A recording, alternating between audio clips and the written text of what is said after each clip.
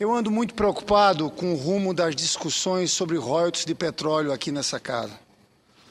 Hoje tive a oportunidade na Comissão de Assuntos Econômicos de começar uma discussão lembrando o início, da onde surgiu esse debate. Eu quero começar, senador Magno Malta, aqui, trazendo um voto do ministro Nelson Jobim no Supremo Tribunal Federal, contando os debates na Constituinte. Fala o ministro Nelson Jobim. Em 1988, quando se discutiu a questão do ICMS, o que tínhamos? Houve uma grande discussão na Constituinte sobre se o ICMS tinha que ser na origem ou no destino.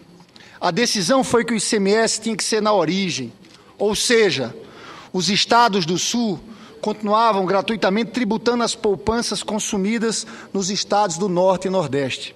Aí surgiu um problema envolvendo dois grandes assuntos: energia elétrica e petróleo. Ocorreu o seguinte: os estados onde ficasse sediada a produção de petróleo e a produção de energia elétrica acabaria recebendo ICMS incidente sobre petróleo e energia elétrica. O que se fez, diz o ministro Nelson Jobim, participei disso diretamente. Lembro que era, na época, o senador Richard quem defendia os interesses do estado do Paraná, e o senador Almir Gabriel, que defendia os interesses do estado do Pará, além do Rio de Janeiro e Sergipe, em relação às plataformas de petróleo. Então, qual foi o entendimento político naquela época, que deu origem a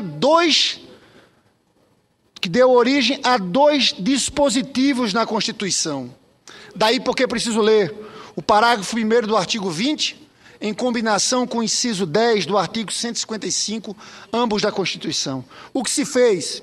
Estabeleceu-se que o ICMS não incidiria sobre operações que se destinassem a outros estados, petróleo, inclusive lubrificantes, combustíveis líquidos, gasosos e derivados em energia elétrica. Ou seja, tirou-se da origem a incidência do ICMS. Vejam bem, toda a produção de petróleo realizada no estado do Rio de Janeiro ou a produção de energia elétrica no Paraná e no Pará eram decorrentes de investimento da União, porque o monopólio era da União. E aí conclui o ministro Nelson Jobim.